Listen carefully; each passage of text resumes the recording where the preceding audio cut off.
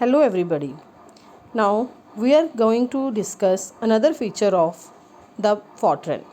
Here we are going to study about the flow of control.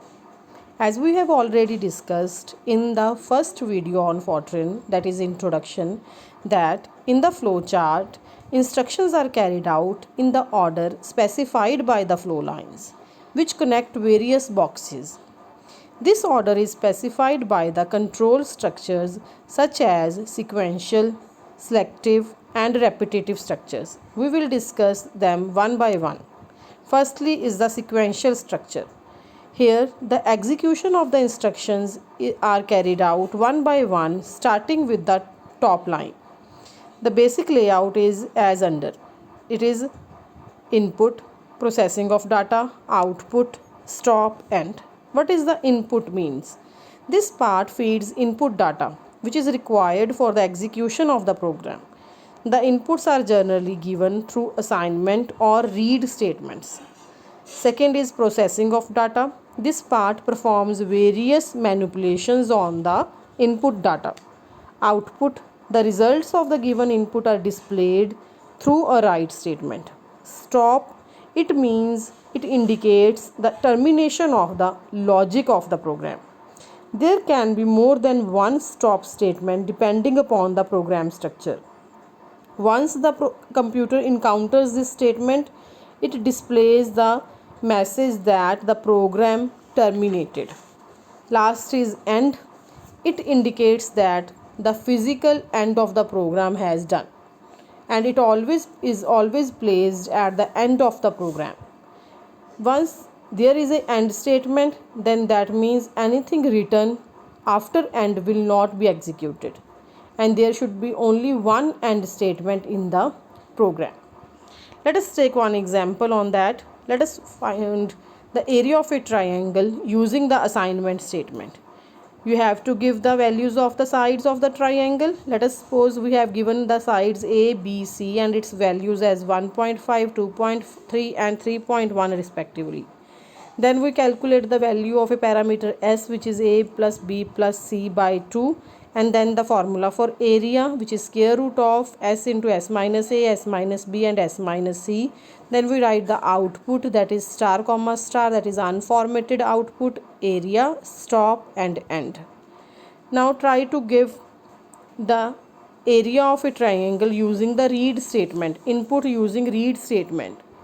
Firstly, we write this line star comma star feed the three sides of the triangle. This line will come on the screen when you execute the program. It is asking you about the three sides of the triangle. It is in the apostrophe. It will come as it is in the out while executing. After executing, sorry. Then you will give the three sides read star comma star ABC. When you will execute this program, it will ask you about the three sides. Okay, then you calculate again S, then area, and then you write the output as area of the triangle in the apostrophes, then area, stop, end. Okay, this is all about the sequential structure. Now comes to the selective structure. In a program, we sometimes needs to bypass some statements depending upon certain conditions imposed by the program.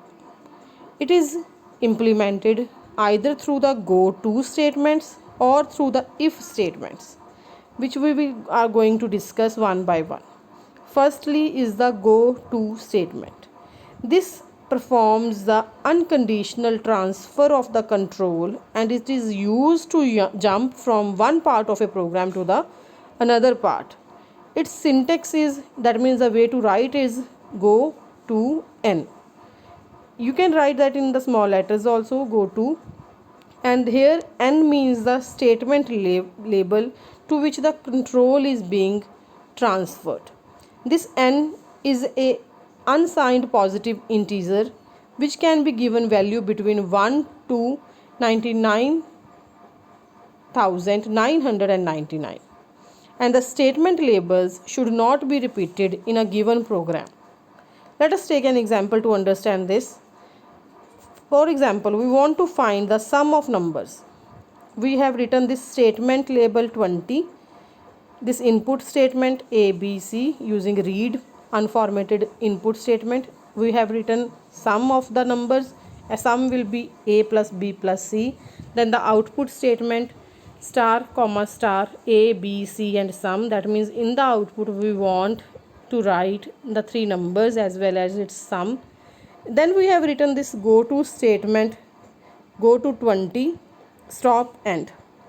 In this example, the execution will continue indefinitely because after the output it will again go to the read statement and ask you about the three numbers A, B, C again.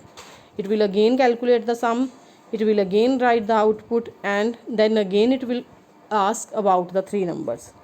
To terminate this type of program, we can use Control and C keys or Control and break keys. However, a better approach would be to transfer the control using some arithmetic or the logical conditions, which is the if statement, which is now we are going to discuss. It is a better selective approach to do the selective transfer. Now, what is this if statement?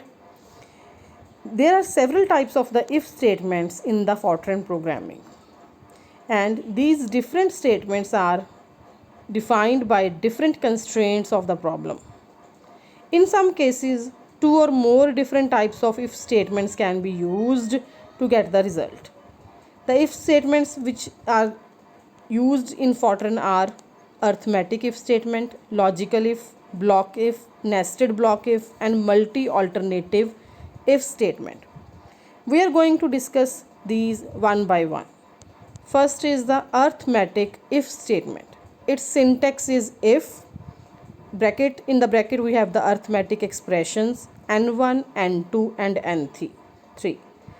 If the numeric value of the arithmetic expression is negative, then the computer transfers the control to the statement with the label n1. If it is 0, then to n2, and if it is positive, then to n3. These things are quite understandable in the form of examples. Let us take an example to understand this type of the statement. Let us suppose we want to find the sign of a number. We will give the first as an input the number, any number. Let us take that as A. If, now look at the syntax, if bracket start arithmetic expression, what are we finding over here? We are finding about the sign of a number. Then in the bracket the expression here will be A, your A, the number that you are whose sign you want to find. Then we have n1, n2, n3 in the syntax. We are putting here 10, 20, 30. What are these 10, 20, 30? These are the controls, these are the numbers, these are the labels to which the control should go. If, as we know, number is negative, then control will be going to n1. If you put minus 20, then it will go to 10 and it will write A is negative.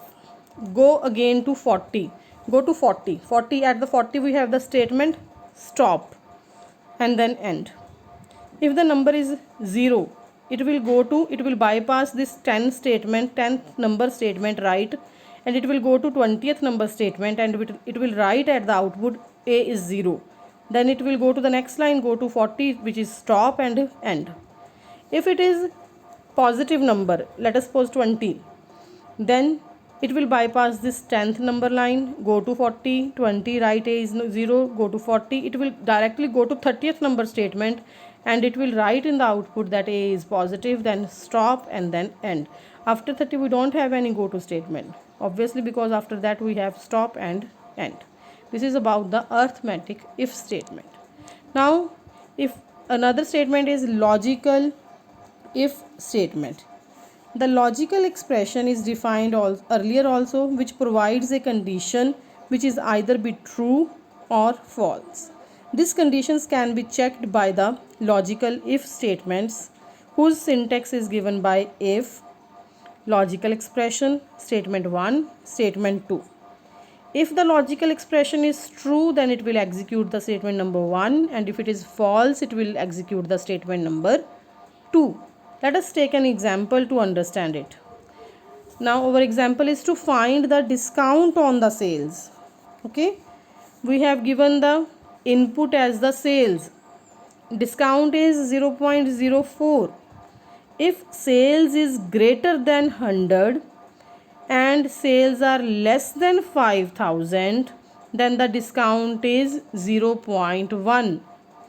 Otherwise, if the sales are less than 100, then the discount is 0.04. If it is greater than 100 and less than 5000, then the discount is 0.1. If the sales are greater than and equal to 5000, then the discount is 0.15. You have to calculate accordingly. You will give the value of the sales, whether it is less than 100 or it is greater than 5000 or it is equal to 5000. Accordingly our result will vary. Then the total discount will be on the sales, that is sales into discount. We want to write the output as write star comma star sales comma total discount, then stop and end. Is it clear? If logical expression, this logical expression is sales greater than equal to 5000 and the second logical expression is sales greater than 100 and less than 5000, then the first statement is discount equal to 0.1, otherwise the second statement is discount 0.15. Okay, now the third type is block if statements. The more useful way of handling the logical expressions and conditions is by using this block if statement, which is if, then, else statements. Here particularly the execution of more than one statements can be done depending upon certain conditions. You will use this syntax, that is, if this is the logical expression, then go to these statements, else go to the other statements, and then end this if structure by using and if.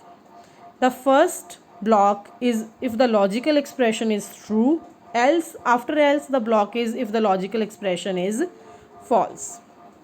Okay, after that we have another nested block if statement. In the nested block if statement, more than one block if statements can be used in a program. That is, one block if statement may contain another block if statement in either if then or else block of the first block if statement. The inner block if statement should never cross the outer if then or else blocks. The last is multi-alternative block if statements. It is the better way of nested blocks. So the logic is, if the logical expression is this one, then go to these statements from 1 to n. Else, if we have another logical expression, then go to the statements from a to m. Else, go to the statements capital A to capital M, and then end if. We have used if only once, so we will be having one and if statement. This type of the multi-alternative block if statement is used in complicated or more complicated examples of programming. In the next lecture, we will be doing about the repetitive structure, and thank you.